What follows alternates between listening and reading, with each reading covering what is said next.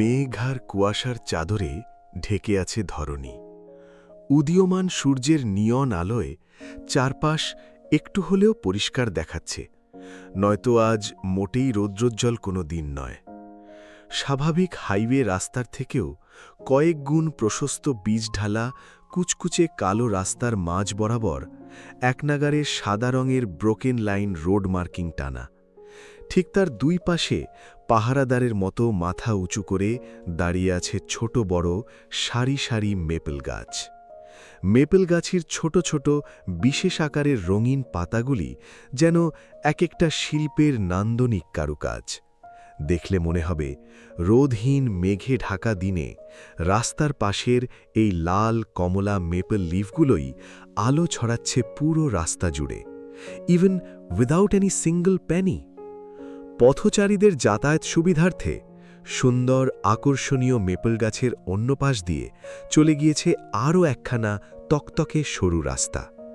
সেই রাস্তা ধরেই পায়ে পায়ে এগোচ্ছে সায়নী আর অরু।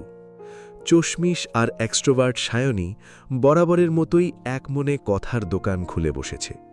ওদিকে ওর একটা কথাও অরু ভালো মতো মন দিয়ে শুনছে কিনা সেটা বোধ করা দুষ্কর। সায়নীর কথা মন দিয়ে না শোনার অবশ্য যথাযথ কারণ আছে বই কি। ধবধবে শুভ্র রঙের চিকনকারি চুড়িদার, সেই সাথে গ্রে রঙের উলের পাতলা সোয়েটার পরে পুরোদমে বাঙালি সেজেই ঘুরে বেড়াচ্ছে অরু। ওদিকে সায়নীর পরনে স্কিনি জিন্সের সাথে ভারী কালো কোট। আজ রবিবার, মানে উইকেন্ড। এই মেঘলা শীতল উইকেন্ডের সকালবেলা কমফর্টার মুড়ি দিয়ে কেবলই এপাশ থেকে ওপাশ ঘুরে শুয়েছিল অরু। তখনই শুরু হয় সায়নীর একের পর এক কল। যেহেতু অরুর মোবাইলটা কীর্তিক ভেঙে ফেলেছে, তাই অনুর নাম্বারেই আপাতত কলের ঝড় তুলে ফেলেছে সায়নী। শেষমেশ না পেরে বিদেশি আদলের একমাত্র বাঙালি বান্ধবীর কথা রাখতেই সকাল সকাল ক্যাম্পাসে এসে পড়েছে অরু। সায়নীর আর্জি একটাই, আজ বাইক রেসিং ক্লাবে রাইডিং কম্পিটিশন আছে, যে কেউ থাকবে সেখানে, আর সায়নী অরুকে সাথে করে নিয়ে তবেই যাবে। প্রথমে একটু গাইগুই করলেও পরক্ষণে ক্যাম্পাসে এসে সায়নীর কথা রক্ষার সার্থকতাটা ধরতে পেরেছে অরু। মনে মনে অনেকটা খুশিও হয়েছে সায়নীর প্রতি। তার কারণ সকাল সকাল ক্যাম্পাসের গেটেই দর্শন মিলেছে পছন্দের শ্যামপুরুষের। অরুই নিখিলকে আগে দেখেছে, তবে কথা বলার সাহস পায়নি। কিন্তু নিখিল যখন অরুকে দেখল, তৎক্ষণাৎ হাঁক পেড়ে নাম ধরে ডেকে উঠল সে, এই যে অরোরা। অরুকে আর পায়েকে দ্রুত পেছন ঘুরে সামনে গিয়ে দাঁড়ালো নিখিল ভাইয়ের। অরু কাছে আসতেই নিখিল শুধল, অরোরা, তুমি ঠিক আছো? না, মানে কালকেও ভাবে। কালকের কথা মনে পড়তেই ওর দৃশ্যপটে ভেসে ওঠে নিখিল ভাই আর সেই বিদেশিনীর একান্ত ব্যক্তিগত উপচে পড়া হাসি খুশি মুহূর্তের ঘটনা। কেন এত হাসছিল ওরা দুজন? আর মেয়েটাই বা কে? নিখিল ভাইয়ের বন্ধু? শুধুই কি বন্ধু? অপার্থিব কিছু অপরিপক্ক প্রশ্ন আর কিছু অনাকাঙ্ক্ষিত মুহূর্তের কথা মাথায় কড়া নাড়ছে বারংবার, যার দরুন অরুর হাস্যোজ্জ্বল মুখটা চুপসে এইটুকুনি হয়ে গেল মুহূর্তেই। নিখিল ভাইয়ের এতটা আগ্রহী প্রশ্নের জবাবটাও আর মুখ ফুটে দেওয়ার ইচ্ছে জাগল না মনে। আপনি এতটা স্বাভাবিকভাবে কথা বলছেন নিখিল ভাই, কালকের ওই মেয়েটি আপনার কে হয় সেটা একবারও বলবেন না? কিন্তু নিখিলের পরবর্তী পদক্ষেপের জন্য তখন একটুও প্রস্তুত ছিল না অরু। ও ভাবেনি এরপর নিখিল যেটা বলবে তাতে ওর এসব অযাচিত ছেলেমানুষই দুশ্চিন্তা হাওয়ায় মিলিয়ে যাবে ক্ষণিকের মাঝে। তবে কথায় আছে না, বাস্তবের চেয়ে ভাবনারা এক ধাপ পিছিয়ে থাকে, সে সময় তাই হল। অরু কথার কোনো জবাব দিচ্ছে না দেখে নিখিল আগ বাড়িয়েই বলল, নেক্সট উইকেন্ডে আমাদের ব্যাচের একটা ছোটখাটো রিসার্চ টিম যাবে পাহাড়ে। বেশি দূরে নয়, কাছেই একদিনের ট্যুর। ফ্রিতে অ্যাডভেঞ্চার আর ঘোরাঘুরির সুযোগটা কেউ মিস করতে চাইছে না, তাই অনেক জুনিয়ররাও যাবে। তুমিও চাইলে যেতে পারো, আমি ব্যবস্থা করে দেব।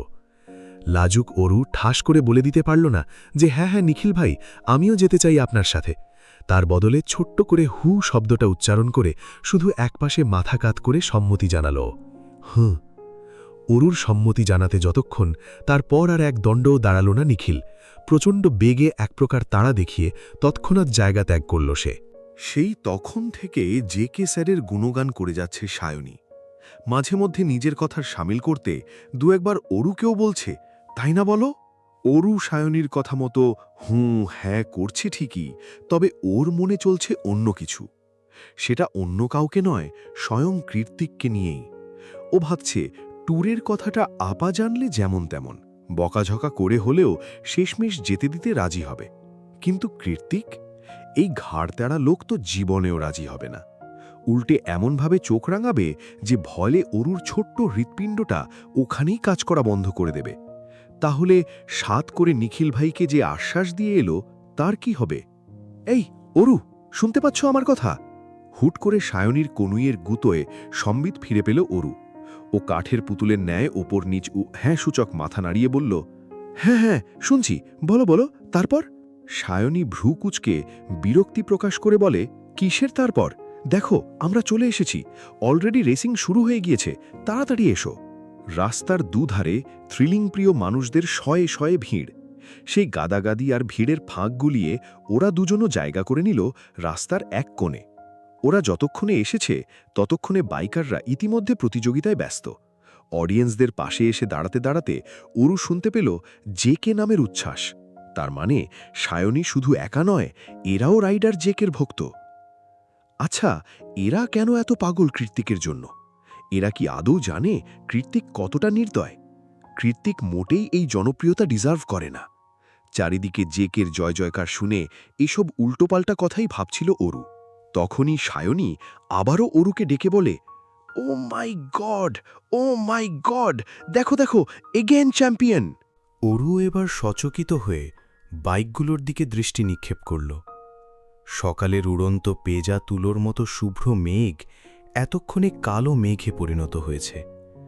চারিদিকে মেঘ ভেজা দমকা হাওয়া আর ঝিরঝিরে বৃষ্টিতেই বাইক রাইডিংয়ের শেষ রাউন্ড শেষ হয়েছে মাত্র। রেসিংয়ের মেন পয়েন্ট ওদের থেকে খানিকটা দূরে হওয়ার কারণে চোখ উঁচিয়ে দেখতে হয় সেখানটা।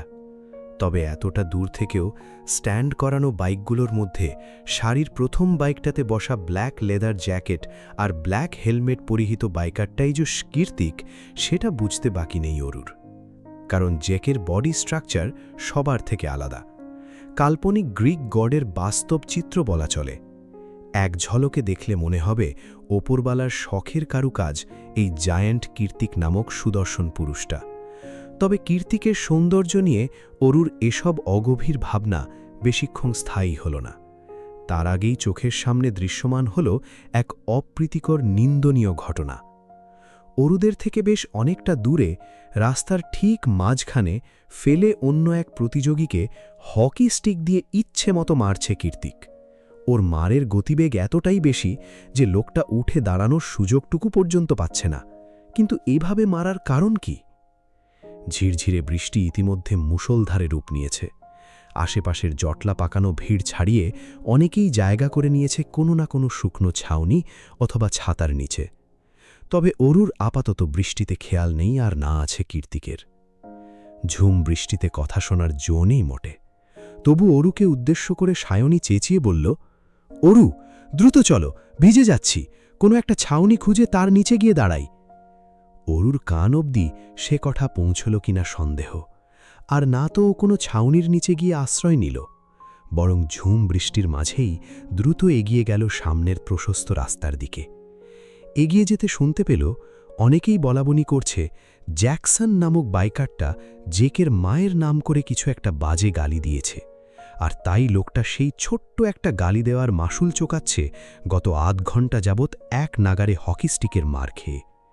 আশ্চর্যের বিষয় হল কেউ কৃত্তিককে থামাচ্ছে পর্যন্ত না। এই সব দৃশ্য কি এদেশের মানুষের কাছে এতটাই স্বাভাবিক আর উপভোগ্য? অরু নিজের আক্রোশ দমিয়ে রেখে মনে মনে বলল, দয়া মায়াহীন নির্দয় আমেরিকান। ওদিকে নিজের সর্বশক্তি প্রয়োগ করে জ্যাকসনের শরীরে একের পর এক হকি স্টিক ভাঙছে কৃত্তিক। মারতে মারতে ওর নিজ হাতের অবস্থাও বেগতিক, কিন্তু সেসবে বিন্দুমাত্র নজর নেই ওর। আপাতত নিজের দমিয়ে রাখা জিদ আর তপ্ত মস্তিষ্কের বহিঃপ্রকাশ ঘটাতে ব্যস্ত। কেন যেন মনে হচ্ছে এই মারটা জ্যাকসনের বহুদিনের পাওনা।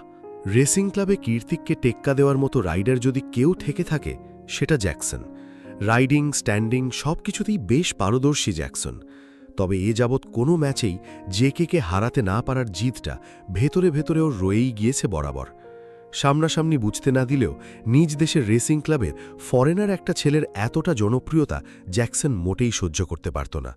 সেই জের ধরেই পেছনে পেছনে নানা কৌশলে বিভিন্নভাবে কীর্তিকের ক্ষতি করার ফন্ডি এঁটেছে বহুবার। তবে একটা স্ট্রং বন্ধুমহল আর কীর্তিকের সুকৌশলী বুদ্ধিদীপ্ত মস্তিষ্কের কাছে সেগুলো বরাবরই ফেল করে গেছে। কীর্তিক ভালোভাবেই জানত কাজগুলো কে করছে বা কার দ্বারা ঘটছে, তবে এসব খুব একটা গায়ে লাগাত নাও, বরং পিঠ পিছে দিয়েই যেত একের পর এক কৌশলী দাবার চাল। কারণ কীর্তিকের কাছে ওর করা খন্দিগুলো হাস্যকর ঠেকত বরাবরই, সেই সাথে মারাত্মক ইন্টারেস্টিংও মনে হতো। কারণ কীর্তিক, অর্ণব, আলিসা আর শায়ার এর থেকেও বড় বড় দাবার চাল চেলে অভ্যস্ত। তবে আজ এই মুহূর্তে জ্যাকসন অস্ফুটে যেই শব্দটা উচ্চারণ করেছে তার মূল্য তো কীর্তিককে হাড়ে হাড়ে বুঝিয়েই ছাড়বে। আজ মনটা বেশ ফুরফুরে ছিল কীর্তিকের, ওই জন্যই তো ক্লাবের কল পাওয়ার সঙ্গে সঙ্গে চলে এসেছিল জোস একটা রাইড করতে।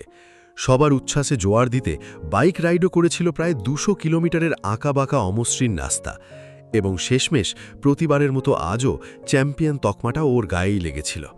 সব কিছু স্বাভাবিক, কীর্তিকের মুডও ঠিকঠাক। তখনই ব্যর্থতা হঠাতে জ্যাকসনের মুখ ফুটে বেরিয়ে আসে অনাকাঙ্ক্ষিত দুটো শব্দ, মা ফাকিং বাস্টার্ড। জ্যাকসন নিজেও বুঝতে পারেনি যে কীর্তিক কথাটা শুনে ফেলবে, তবে ওর ব্যাড লাক, কীর্তিক কথাটা স্পষ্টভাবে শুনতে পায়। ব্যাস, তৎক্ষণাৎ ক্লাবের মধ্যে থেকে হকি স্টিক এনে উইদাউট এনি ওয়ার্নিং ওকে ইচ্ছেমতো মারতে শুরু করে কীর্তিক। না নিজে মুখ দিয়ে কোনো একটা শব্দ করেছে, আর না জ্যাকসনকে করতে দিয়েছে। একে একে ওর পিঠে ভেঙেছে 4খানা সরু ধাঁচের মজবুত কাঠের হকি স্টিক। তবুও যেন মস্তিষ্কটা শান্ত হবার নাম নিচ্ছে না মোটেই। তবে ওর অশান্ত মস্তিষ্ক খুব বেশিক্ষণ আর অশান্ত রইল না। বেশ খানিকটা পরেই চলমান উত্তপ্ত রাগের বহিঃপ্রকাশে খুব বড়সড় একটা বাধা প্রাপ্ত হল কীর্তিক। খুব পরিচিত আর আপন একটা ঋণঋণে মায়াভরা কণ্ঠস্বর ভেসে এলো কীর্তিকের 2 কর্ণকুহরে। ওর আক্রান্ত পেশিবহুল বাহুটা 2 হাত দিয়ে আগলে ধরে উদ্বিগ্ন হয়ে অরু বলল, কি করছেন? মেরে ফেলবেন নাকি লোকটাকে? কীর্তিক তড়িৎ গতিতে ঘুরে তাকাল। কেবল পরিচিত নয়, শুধু আপনও নয়, বক্ষপিঞ্জরের গহীনে লুকিয়ে রাখা আকাশসম অনুভূতির ছড়াছড়ি আর অজানা বেসামাল উন্মাদনা যে মেয়েটাকে নিয়ে, বয়স আর সম্পর্ক সব কিছুর মাখা খেয়ে বছর 30-এর হৃদয়টা যার অনুপস্থিতিতে আনচান করে, যাকে দেখলে সবার অগোচরে অবাধ্য আর অপ্রতিরোধ্য ইচ্ছেরা মাথাচাড়া দিয়ে ওঠে বারংবার, এখন এই মুহূর্তে সেই পিচ্চি অষ্টাদশীকে দেখেই মস্তিষ্কে হলহলিয়ে বইতে থাকা জ্বলন্ত আগ্নেয়গিরির লাভাটা মুহূর্তেই দপ করে নিভে গেল জায়ান কীর্তিকের। ধরণীতে ঝুম বৃষ্টি, তখনও একই গতিতে বহমান। অরুর চোখ, নাক, ঠোঁট সবকিছু চুঁইয়ে চুঁয়ে গুড়িয়ে যাচ্ছে বৃষ্টিকণারা। সফেদ রঙা চুড়িদারটা ভিজে একাকার। ঠান্ডার তোপে তিরতির করে কাঁপছে সরু চিবুক আর গোলাপি রঙা ওষ্ঠাধর। বৃষ্টি ভেজা অরুকে দেখে কয়েক মুহূর্তের জন্য থমকে গেল কীর্তিক। সব ছেড়ে ছুড়ে হুট করেই রাগ হতে লাগল বহমান বৃষ্টিকণাদের উপর। যেগুলো ও আজ পর্যন্ত ছুঁয়ে দেখতে পারল না, সেগুলো কিনা বৃষ্টিকণারা এত সহজে ছুঁয়ে দিচ্ছে। আশ্চর্য! বৃষ্টির সাথে কীর্তিকের ক্রোধ বেশিক্ষণ টিকল না বইকি, কারণ তার আগেই অরু আবারও কথা ছুড়ল ওর পানে। কেন এভাবে মারছেন ওনাকে? আপনার দয়ামায়া নেই? অরুর কথায় কীর্তিক পেছনে ঘুরল, দেখল একটা বিশ্রী কপট হাসি ঝুলিয়ে অরুর দিকে তাকিয়ে আছে জ্যাকসন। জ্যাকসনের হাসিটা চোখে পড়তেই এতক্ষণের ভ্রম ছুটে গেল কীর্তিকের। ও তৎক্ষণাৎ ক্ষিপ্র দৃষ্টি নিক্ষেপ করল অরুর দিকে, যেন চোখ দিয়েই ঝলসে দেবে অরুকে। কীর্তিকের অগ্নিমূর্তি দেখে অরু আড়ালে শুষ্ক ঢোক গিলে থেমে গেল। কীর্তিক চুয়াল শক্ত করে বলল, তুই এখানে কি করছিস? কে নিয়ে এসেছে তোকে? কীর্তিকের কপার জুড়ে হাজারো চিন্তার ভাঁজ। অরু এবার পুরোপুরি নিশ্চুপ। মানবতা দেখাতে গিয়ে যে নিজেই ফেঁসে গিয়েছে এতক্ষণে তা বোধগম্য হল ওর। কীর্তিক কিছু একটা ভেবে ক্লাবের একজনকে দিয়ে একটা হেলমেট আনালো। তারপর ওটা অরুকে পরিয়ে বাইক স্টার্ট দিতে দিতে বলল, দ্রুত বাইকে ওঠ।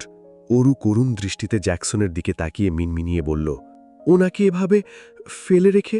না মানে, যদি কিছু হয়ে যায়? কীর্তিক নির্লিপ্ত গলায় জবাব দিল, ওর ব্যবস্থা প্রত্যয় করবে, আমি বলে দেব, তুই ওঠ।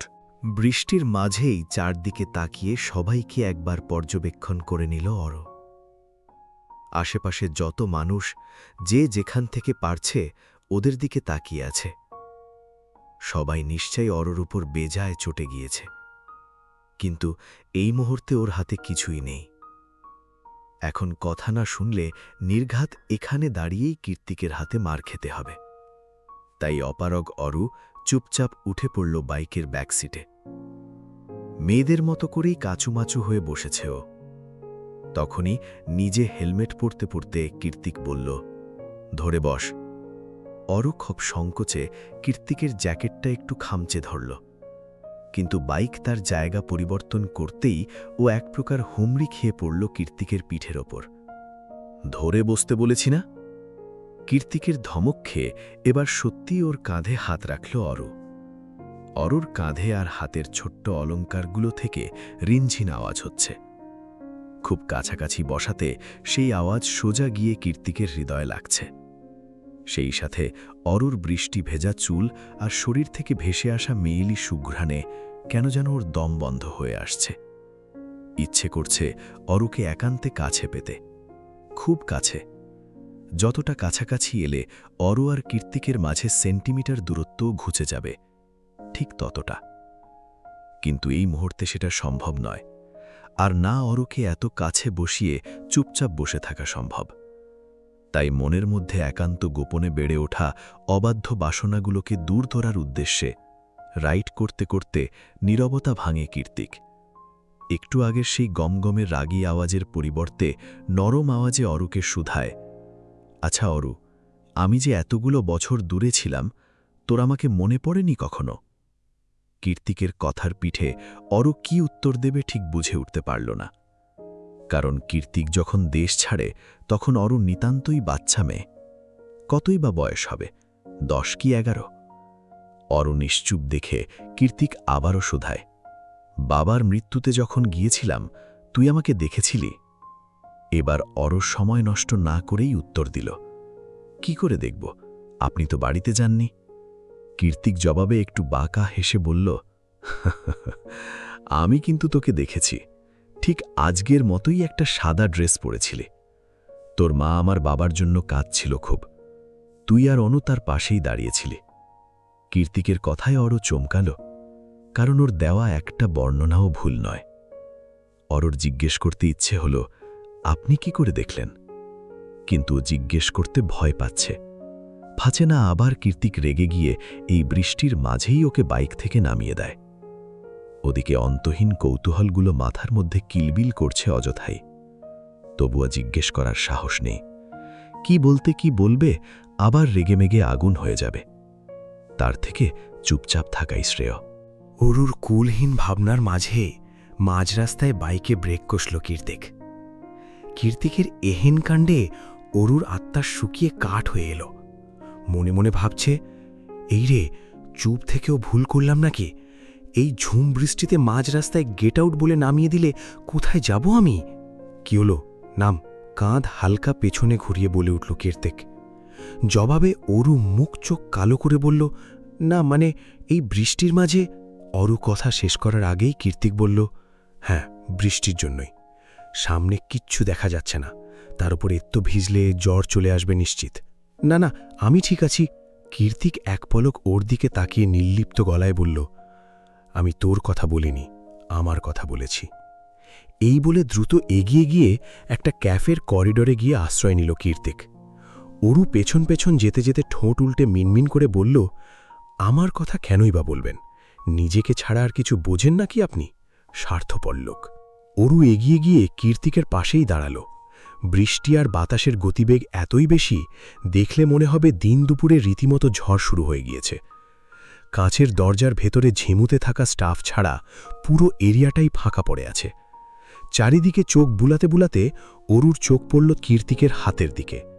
বৃষ্টি আর রক্ত একাকার হয়ে টুপটুপ করে হাত দিয়ে ঝরে পড়ছে রক্ত ভেজা পানি।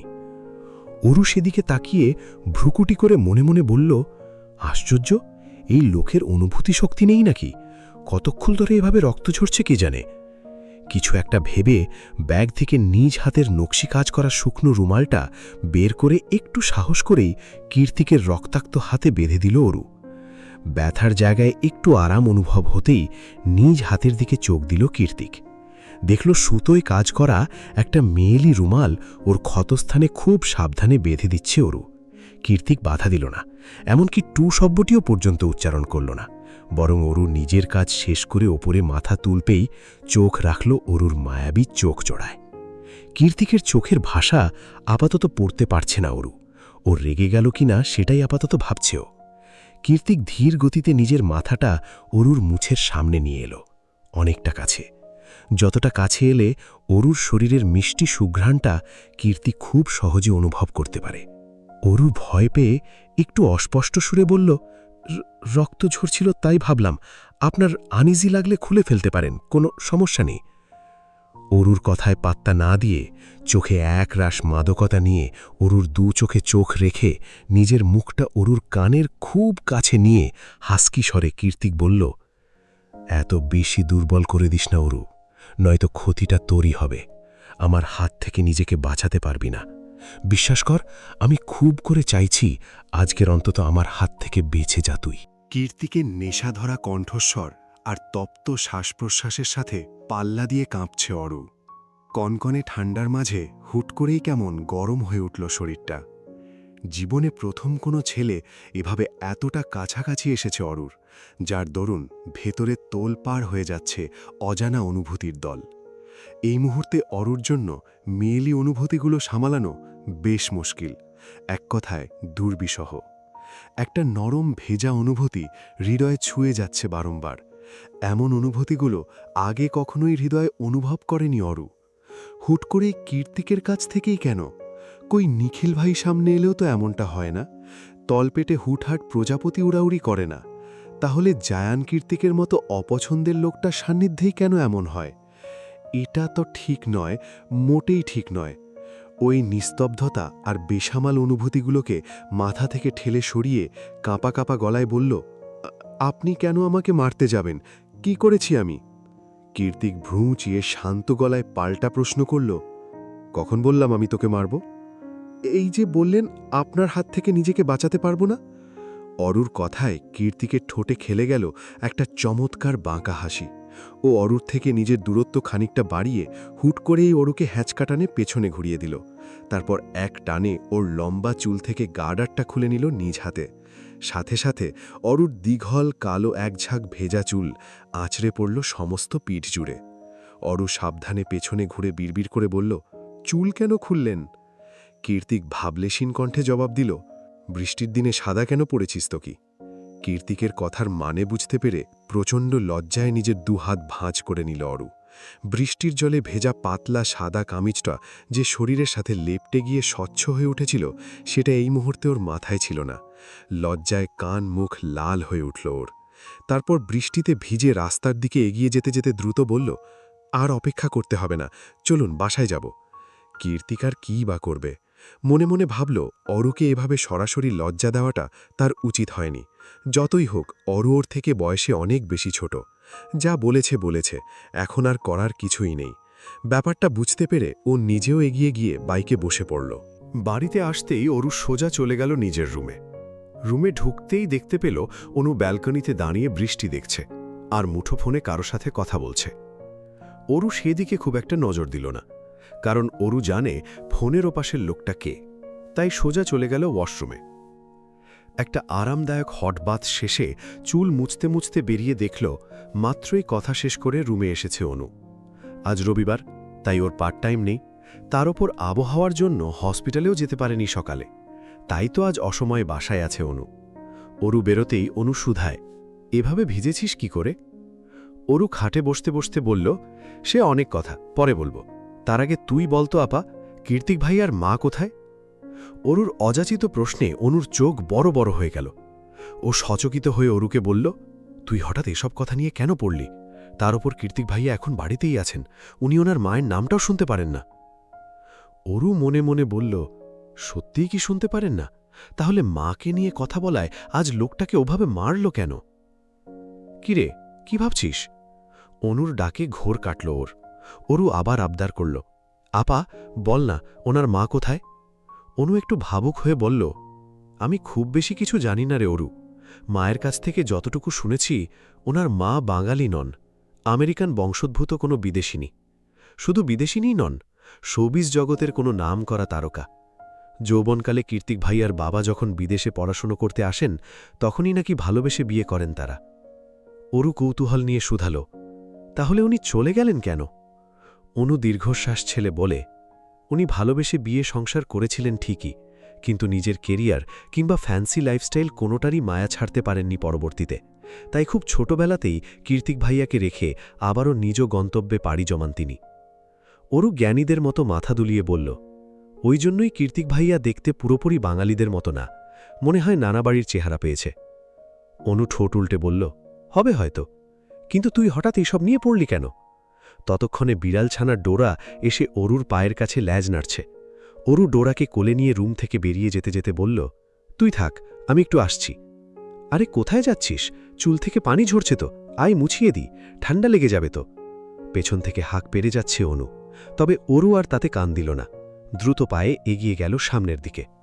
ডোরাকে কোলে নিয়েই এলো অরু, কিন্তু যখন দেখল হলরুমে কাউচের উপর কীর্তিক বসে আছে, তৎক্ষণাৎ ডোরাকে কোল থেকে নামিয়ে অন্যদিকে ভাগিয়ে দিল। ডোরাকে বিদায় করতে করতে অরু খেয়াল করল ফার্স্ট এড বক্স নিয়ে নিজের হাতের দিকে তাকিয়ে চুপচাপ বসে আছে কীর্তিক। দেখে মনে হচ্ছে একটু আগেই শাওয়ার নিয়েছে, পরনে ব্লু হোয়াইট কম্বিনেশনে টি শার্ট আর 3/4। মাথার স্টাইলিশ চুলগুলো এলোমেলো হয়ে কপালে লেপটে আছে। একটু আগে আপার বলা কাহিনী আর কীর্তিকের ক্ষতযুক্ত হাত দেখে কোথায় যেন বড্ড মায়া হলো অরুর। কেন যেন হুট করেই মনে হলো কীর্তিকের এমন বেপরোয়া, রকচটা আর খামখেয়ালি স্বভাবগুলো নিতান্তই স্বাভাবিক। অনেকক্ষণ ধরে অরুকে তাকিয়ে থাকতে দেখে নিজের গলায় ঝোলানো তোয়ালেটা ওর মুখের ওপর ছুঁড়ে মারল কীর্তিক। ভ্রু কুঞ্চিত করে প্রশ্ন করল, এভাবে তাকিয়ে আছিস কেন? আমার কি রূপ বেরিয়েছে? অরু মুখের ওপর থেকে তোয়ালেটা সরিয়ে কয়েক কদম এগিয়ে গিয়ে কীর্তিকের পাশে বসে হাত বাড়িয়ে বলল, দিন, আমি ওষুধ লাগিয়ে ব্যান্ডেজ করে দিচ্ছি। কীর্তিক অবাক হয়ে ওর দিকে তাকিয়ে নিচু স্বরে বলল, তোর অনেক সাহস বেড়ে গিয়েছে অরু, আজকাল আমাকে ভয় পাস না দেখছি। তা বলতে পারেন। কীর্তিককে যা বলার ইচ্ছে হয় তা বলতে দিয়ে নিজের ছোট ছোট হাত দিয়ে ওর পুরুষালী হাতটাকে ধীরে ধীরে সফেদ রঙের ব্যান্ডেজে মুড়িয়ে দিতে ব্যস্ত হয়ে পড়ল অরু। বাইরে থেকে যতই পাথর হন না কেন, ভেতরে যে এতটা ক্ষত নিয়ে চলেন তা কি কেউ জানে? পশ্চিম আকাশে সূর্য অস্ত যাচ্ছে ধীরে ধীরে। গোধূলির আকাশ সিঁদুর রাঙা হয়ে আছে। গর্জে ওঠা সাগরের উত্তাল ঢেউ আর শঙ্খচূলের চিউচিউ গলা ফাটানো আওয়াজ ভেসে আসছে ক্ষণে ক্ষণে। খানিক বাদে বাদে এলোমেলো বাতাসে বালু আস্তরিত সাগরকোল ভিজে যাচ্ছে ছলাচ্ছলার ঢেউয়ের পানিতে। মাঝে মধ্যে সেই পানি পার ছাপিয়ে এসে আছড়ে পড়ছে মোমের মতো ফর্সা দুপায়ে। পায়ের সাথে সাথে চিকচিকে বালুতে ভরে যাচ্ছে সুন্দর কারুকাজ করা রূপলি নুপুর জোড়া। অনু সাগরের কোল ঘেঁষে নরম বালুতে আকারে বসে খুঁটিয়ে খুঁটিয়ে হাত দিয়ে ভেজা নুপুরটা নাড়াচাড়া করছে সেই কখন থেকে। এতক্ষণ একাই বসেছিল, তবে একটু আগেই ওর পাশ ঘেঁষে বসে পড়ে প্রত্যয়, হাতে দুটো বাবল টিয়ের জার। একটা বাবল টিতে স্ট্র ঢুকিয়ে অনুর দিকে এগিয়ে দিতে দিতে প্রত্যয় বলে, এখানকার বাবল টি অনেক ফেমাস, টেস্টেড। অনু হাত বাড়িয়ে সেটা গ্রহণ করে নিঃশব্দে একটা সিপ নেয়। আসলেই মজার চাটা, কিন্তু এত বড় জারে চা কে খায় ভাবছে অনু। নিস্তব্ধতা কাটিয়ে প্রত্যয় বলল, এবার বলুন, হঠাৎ করে এই অধমের তলব কেন করলেন? তার আগে আপনি বলুন, এত দূরে কেন নিয়ে এলেন? আমি তো স্রেফ হসপিটালের সামনে ওয়েট করতে বলেছিলাম। অনুর জবাবে প্রত্যয় হেসে বলে, আপনি কি করে ভাবলেন যে শুধুমাত্র দেখা করেই আমি ক্ষান্ত হব? প্রত্যয়ের কথার জবাবে অনু একটু ব্যথাতুর হেসে বলল, আমার জীবনটা সামনে থেকে দেখতে যতটা সহজ আর সাবলীল মনে হয়, ততটাও সহজ নয় প্রত্যয় সাহেব। হুটহাট ডেটে যাওয়া, ঘুরে বেড়ানো, দুশ্চিন্তামুক্ত হয়ে একাকী সময় কাটানো, কোনোটাই আমার দ্বারা সম্ভব নয়। আপনি হয়তো আরও একটা জিনিস জানেন না, আমি আন্ডার গ্র্যাজুয়েট। ইন্টারমিডিয়েটের পর আর পড়াশোনা করা হয়ে ওঠেনি আমার। এগুলো আমাকে কেন বলছেন? অনু রোবটের মতো জবাব দেয়, আমি নিজেও জানি না আপনাকে কেন এসব বললাম, শুধু মনে হলো বলা উচিত। প্রত্যয় সাগরের দিকে দৃষ্টিপাত করে বলল, তার মানে আপনি বুঝতে পারেন আমি আপনার জন্য কি ফিল করি, তাই তো? অনু জবাব দিল না, বরং আগের ন্যায় মাথাটা এলিয়ে দিল দু হাঁটুর ওপর, অহেতুক তাকিয়ে রইল অন্যদিকে। তখনই কানে এসে পৌঁছালো প্রত্যয়ের ডিপ ভয়েস, আমাকে সময় দিতে হবে না, আমার সাথে সারাদিন কথা বলতে হবে না, আমাকে প্রেমিক ভাবতে হবে না, প্রেমিকার মতো আবদারও মেটাতে হবে না, আমার খোঁজও নিতে হবে না, শুধু একটা শর্ত। প্রত্যয়ের কথাই বেশ কৌতূহল বোধ করল অনু, তাই এবার ঘাড় ঘুরিয়ে চাইল প্রত্যয়ের পানে। প্রত্যয় আগের মতোই সাগরের পানে চেয়ে বলল, এক জীবনে আমার ছাড়া দ্বিতীয় পুরুষের কথা কল্পনাতেও ভাবা যাবে না। অনু অবাক হয়ে তাকিয়ে রইল। প্রত্যয়ের এই অদ্ভুত শর্তে যেন এক মুহূর্তের জন্য সাগরের গর্জনও থেমে গেল ওর কানে। ও অস্ফুটে বলল, ব্যাস এইটুকুই? প্রত্যয় অনুর হাঁটুতে এলিয়ে দেওয়া মুখের পানে চাইল। সূর্যের নিংড়ানো শেষ আলোটুকু ধনুকে ন্যায় তির্যক হয়ে আছড়ে পড়ছে অনুর চোখে মুখে।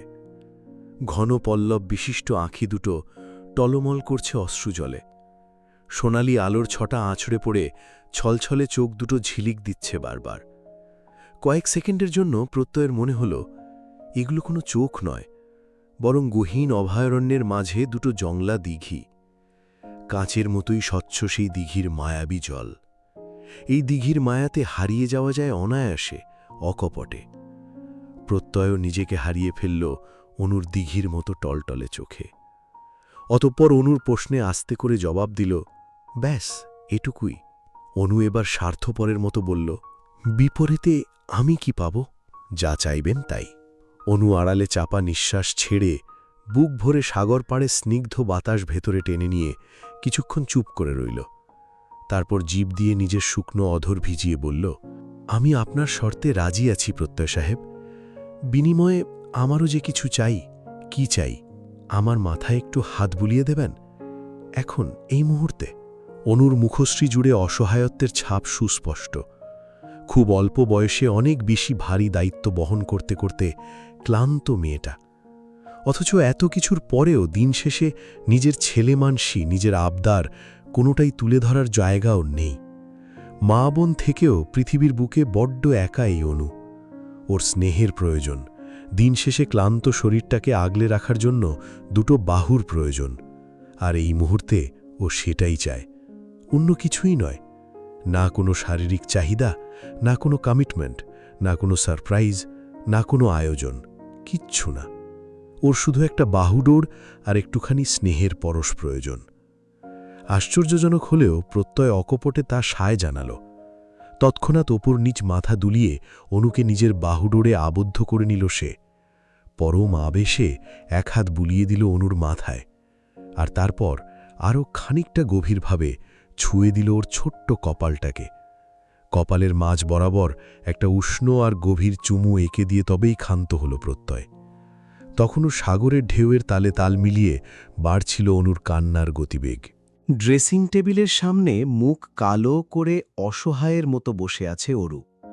ওর ঠিক সামনে বসে খুব মনোযোগ দিয়ে দক্ষ হাতে সুন্দর ফর্সা গালে একে একে প্রাইমার, ফাউন্ডেশন, কনসিলার, ব্ল্যাশ আর হাইলাইটারের আস্তরণ লাগিয়ে যাচ্ছে এলিসা। অরু মেকআপ বলতে ওই সানস্ক্রিন আর লিপস্টিক ছাড়া তেমন কিছু ব্যবহার করেনি কখনো। করতে যে খুব ভালো লাগে তেমনটাও নয়, ওর কাছে স্কিন কেয়ার বেশি গুরুত্বপূর্ণ। তাই তো এত কেমিক্যাল মিশ্রিত মেকআপ লাগানো হয়নি কোনো কালেই। তবে আজ যখন এলিসা নিজে থেকে এসে বলল সাজিয়ে দেবে, তখন আর না করতে পারেনি অরু। চুপচাপ ভদ্র মেয়ের মতো গিয়ে বসেছে ড্রেসিং টেবিলের সামনে। মনে মনে ভাবছে, কীর্তিক আদৌ জানে তো যে ও এলিসার বার্থডে পার্টিতে যাচ্ছে? এই খানিকক্ষণ আগের কথা, ভার্সিটি থেকে ফিরে মাত্রই ফ্রেশ হয়ে বেরিয়েছিল অরু। বাড়িতে আপাতত কীর্তিক বা অনু কেউই নেই। অনু আজকাল দেরি করে ফিরলে অরু তেমন একটা ভাবে না, কারণ ওর দৃঢ় বিশ্বাস প্রত্যয় ভাইয়া অনুকে ঠিক দেখে রাখবে, কোনো অযাচিত বিপদে পড়তেই দেবে না। আর কীর্তিকের চিন্তা করে লাভ নেই, সে তো কখন ফেরে আবার কখন বেরিয়ে যায় তার কোনো হদিসই জানে না অরু। কেউ নেই দেখে অরু একাই কিছু একটা সহজে বানিয়ে খাবে বলে কিচেনে পা বাড়িয়েছিল কেবল, ঠিক তখনই আগমন ঘটে এলিসার। ভেতরে এসে এলিসা জানায় আজ তার জন্মদিন। অরু সম্মোহনী হাসি দিয়ে জন্মদিনের শুভেচ্ছা জানালে এলিসা বলে ও অরুকেই নিতে এসেছে। অর্ণব নাকি এলিসার জন্য ছোটখাটো একটা পার্টির অ্যারেঞ্জ করেছে। অর্ণব পার্টি অ্যারেঞ্জ করেছে কথাটা মাথায় আসতেই খানিকক্ষণ আগের ভাবনা থেকে বেরিয়ে এসে চট করে এলিসাকে প্রশ্ন করে বসে অরু, অর্ণব ভাইয়া তোমাকে পছন্দ করে তাই না আপু? অরুকে খুব যত্ন করে আইশ্যাডো লাগিয়ে দিতে দিতে এলিসা বলে, পছন্দ টছন্দ কিছুই না, হুদাই আমার পেছনে পড়ে আছে। আর তাছাড়া তোমার মতো সুন্দরী মেয়েকে কে না পছন্দ করে আপু? তুমি আমার থেকে কোনো অংশে কম নও অরু, বরং অনেকটা বেশি। তুমি ন্যাচারাল বিউটি, আর আমি তো সবসময় মেকআপে ঢেকে থাকি। তাছাড়া তোমার চুল দেখেই তোমার স্বামী তোমার প্রেমে পড়ে যাবে, I am damn sure. Aru লাজুক হেসে বলে, আফসোস কেউ পড়ল না। পড়বে, আরেকটু বড় হও, ঠিক পড়বে। তখন কীর্তিকের নিজের বোনকে পাহারা দেবার জন্য পেছনে 1000টা বডিগার্ড লাগিয়ে রাখতে হবে। উনি আমাকে বোন হিসেবে পরিচয় দিতে চায় না আপু, তাই আমিও চাই না যেচে পড়ে কারোর বোন হতে। নির্লিপ্ত কণ্ঠে জবাব আসে অরুর দিক থেকে। ওর কথা বাদ দাও, জেকে সবসময়ই এমন করে, বেশি ভাব দেখায়। আসো, তোমার চুলগুলো ঠিক করে দিই। অরু বুঝল কীর্তিকের কোনো খারাপ অভ্যাসই এদের কাছে দোষের নয়, তাই আড়ালে ফোঁস করে একটা দীর্ঘশ্বাস ছেড়ে নিজেকে আয়নায় দেখতে লাগল। অর্ণব ভাইয়া তো ভালো মানুষ, তাহলে তাকে কেন কষ্ট দিচ্ছ আপু? অরুর চুলে হেয়ার ব্রাশ চালাতে চালাতে এলিসা বলে, আমারও এটাই একটাই আফসোস জানো তো, অর্ণবের মতো ছেলে আমার মতো একটা মেয়েকেই কেন পাগলের মতো ভালোবাসে? দুনিয়াতে কি ভালো মেয়ের অভাব ছিল? অরু চকিতে পেছনে ঘুরে শুধালো, মানে তুমি পোকার প্লেয়ার মানে বোঝো? অরু অজ্ঞদের মতো এদিক ওদিক মাথা নাড়ালো। জুয়া চেনো নিশ্চয়ই, যে কার্ড দিয়ে খেলে? একটা শুষ্ক ঢোক গিলে অরু এবার হ্যাঁ সূচক মাথা নাড়িয়ে বলে, হ্যাঁ টিভিতে দেখেছি, আমি ওটাই খেলতাম অরু। ইভেন যেমন তেমন নয়, আজ পর্যন্ত পোকার খেলে আমাকে কেউ বিট করতে পারেনি। পোকার প্লেয়ারদের কাছে আমি সেলিব্রিটিদের মতোই সেলিব্রিটি। ওরা আমার একটা অটোগ্রাফের জন্য তৃষ্ণার্ত চাতকের মতোই অপেক্ষা করে থাকে, আর যে সেটা একবার পেয়ে যায় তার ডিমান্ডও বেড়ে যায়। অরু পেছনে ঘুরে এলিসার হাত ধরে বলে, আপু এটা তো খারাপ কাজ, তাহলে বেরিয়ে কেন আসছো না? এলিসা জোরপূর্বক হেসে জবাব দেয়, আমি ছাড়তে চাইলেও এই বিভীষিকাময় খেলার জগৎ আমার পিছু ছাড়ছে না অরু। স্ফটিকের লাল নীল সবুজ আলোয় ঝিকমিক করছে পুরো হলরুমটা। কিছু কিছু নজরকাড়া লাইট সফট মিউজিকের তালে তালে জ্বলছে, আবার নিভছে। আর্টিফিশিয়াল বেবি পিঙ্ক কালারের থিমটা ভালোই মানিয়েছে লাইটিংয়ের সাথে। এক কথায় চোখ ধাঁধানো ব্যাপার স্যাপার।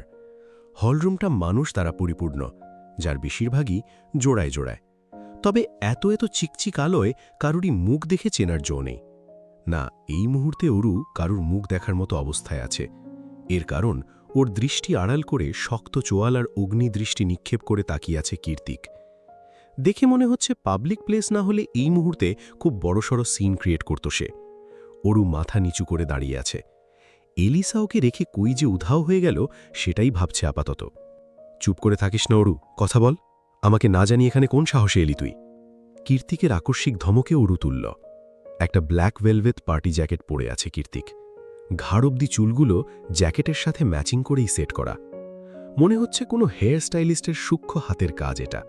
তবে কীর্তিককে দেখতে যতটা ড্যাশিং, ওর সুন্দর হ্যান্ডসাম রাগী চেহারাটা ততটাই ভয়ানক লাগছে। সুন্দর বড় চোখ দুটো যেন জ্বলন্ত অঙ্গার। ওরও ভেবে পায় না ও করেছেটা কি। এলিসা নিতে গিয়েছে দেখেই তো এলো, তাহলে এত রাগের কি আছে? আর সব ব্যাপারেই কেন কীর্তিককে জানাতে হবে? কি হয় কীর্তিকর? এইরকম শাসন করার মতো এতটাও তো ক্লোজ ওরা নয়। তাহলে মনে মনে কীর্তিকের ওপর খুব বিরক্ত হলো অরু। অজানা কারণে জিভটা নিম পাতার মতোই তেতো ঠেকল ওর। তাই ইচ্ছে করেই মৌনতা পালন করল কীর্তিকের 1000টা প্রশ্নের জবাবে। অরু, আমাকে রাগাস না। তুই এখানে কি করছিস? এভাবে আমাকে না জানি আর কোথায় কোথায় যাস তুই? কি হলো, জবাব দে। অরু চুপ রইল এবারেও। কিন্তু কীর্তিক আর নিজের রাগ সংবরণ করে রাখতে পারল না। পকেট থেকে হাত বের করে চেপে ধরল অরুর নরম চিকন হাতটা। তৎক্ষণাৎ পেছন থেকে কথা ছড়ল এলিসা। কি করছিস জেকে? কীর্তিক অরু সমেত এলিসার সামনে গিয়ে দাঁড়িয়ে দাঁতে দাঁত চেপে বলল, ওকে এখানে নিয়ে এসে কাজটা তুই একদম ঠিক করিসনি এলিসা। তুই ভালো করেই জানিস আজকের পার্টির পেছনে আমাদের অন্য উদ্দেশ্য আছে, আর সেখানে তুই আমার দুর্বলতা টেনে নিয়ে এলি। ওয়াই? লম্বা একটা শ্বাস টেনে অরুকে কীর্তিকের থেকে ছাড়িয়ে এলিসা বলল, যদি কিছু হয় সেটা আমার সাথে হবে, অরুর সাথে নয়। তাছাড়া কিছু যে হবে তাও তো শিওর না। তাহলে আমার বার্থডেটাকে নর্মাল বার্থডে পার্টি কেন ভাবতে পারছিস না? আর সবচেয়ে বড় কথা, অরু ছোট বাচ্চা নয়। তুই সবসময় ওকে এভাবে ডমিনেট করিস কেন বলতো? তীক্ষ্ণ কণ্ঠে জবাব দিল কীর্তিক, কারণ ও আমার। বলা হয়েছে, এবার আমরা আসছি। এলিসা কিংবা অরু কেউই কীর্তিকের কথায় খুব একটা গুরুত্ব না দিয়েই ওখান থেকে চলে গেল। দুহাত মুষ্টিবদ্ধ করে রেখে পেছন থেকে বিড়বিড় করে কীর্তিক বলল, সাবধানে Elisa, she is my heartbeat. পার্টিতে অনাকাঙ্ক্ষিত কিছুই ঘটেনি, বরং সবাই জমিয়ে আনন্দ করেছে। কেক কাটা, খাওয়া দাওয়া আর হই হুল্লোড় করে অনেকটা সময় অতিবাহিত হয়েছে। পুরোটা সময়ই অরুকে সাথে সাথে রেখেছে এলিসা, সেই সাথে চোখে চোখে রেখেছে অন্য আরেকজন। আজ প্রথমবার কীর্তিক বোধ করল ও খুব দুর্বল হৃদয়ের, অন্তত অরুর ক্ষেত্রে তো বটেই। পুরো পার্টিতে ঘুরে ফিরে ওর দু চোখ অরুতেই নিবদ্ধ ছিল। কয়েক সেকেন্ডের জন্য যদি অরু চোখের আড়াল হয়েছে তো কীর্তিকের মনে হচ্ছিল এই বুঝি দুশ্চিন্তায় বাকুল হৃদয়টা এক্ষুনি ব্লাস্ট করবে। কিন্তু এখন এই মুহূর্তে কীর্তিক নিশ্চিন্তে ডিভানে গা এলিয়ে দিয়ে ড্রিঙ্ক করছে, কারণ অরু ওর চোখের সামনেই বসে আছে। যদিও ওদের মাঝে দূরত্ব বেশ অনেকটা, তবুও চোখের সামনে তো আছে। কীর্তিক যখন নির্বিঘ্নে বসে বসে এসব ভাবছিল, তখনই বল ডান্সের ঘোষণা করা হয়। অরু কিভাবে নাচবে? একে তো পার্টনার নেই, তার ওপর বোকার মতো জর্জেট শাড়ি পরে এসেছে, তাই বসে বসেই সবার পারফরমেন্স দেখতে লাগলো ও। ঠিক তখনই কীর্তিকের দৃষ্টি আড়াল করে অরুর সামনে এসে দাঁড়ালো সায়ার। রাজকুমারদের মতো করে মাথাটা হালকা নুইয়ে ডান হাত বাড়িয়ে দিয়ে অরুকে শুধালো, let's have a dance. Aru না করতে চাইল, কিন্তু সায়ার লজ্জিত হবে ভেবে ও নিজেও হাত বাড়ালো। তবে সায়ারের হাতের মাঝে আর হাত রাখা হলো না ওর। তার আগেই মসৃণ হাতটা ঈগলের মতো ছো মেরে নিজের হাতে নিয়ে এলো কীর্তিক। সায়ারকে ইচ্ছে করেই ধাক্কা মেরে দাঁড়িয়ে পড়ল অরুর সামনে, টেনে নিয়ে গেল বল নাচের স্টেজে। অরুর এক হাত নিজের কাঁধে রেখে নিজের শক্ত হাতটা ছোঁয়ালো অরুর লতানো কোমরে, অন্য হাত ঢুকিয়ে দিল অরুর 5 আঙুলের ভাঁজে। বল নাচের সেই ম্যাজিক্যাল আলো ছায়ায় কীর্তিক নাচের তালে তালে অরুকে ঘুরিয়ে নিজের সাথে মিশিয়ে নিয়ে বলল, তুই সত্যিই অসাধ্য সাধন করতে পারিস অরু, আমাকে দিয়ে কেমন ডান্স করিয়ে ছাড়লি। অরু নাচের মুদ্রা অনুসরণ করতে করতে কীর্তিকের পেশিবহুল ঢেউ খেলানো বুকে 2 হাত রেখে বলল, কেন এলেন? আপনার সাথে নাচতে আমার ভয় করছে বড্ড। কীর্তিক এবার অরুকে নিজ বাহুতে ছেড়ে দিয়ে আবারও কাছে টেনে নিয়ে এলো। ক্ষণিকের নীরবতা ভেঙে কীর্তিক অরুকে আঙুলের মাথায় ঘোরাতে ঘোরাতে বলে, আজকের পার্টিতে না এলে হতো না অরু? তুই কি ঠিক করেই নিয়েছিস আমাকে এই জীবনে টেনশন ফ্রি থাকতে দিবি না?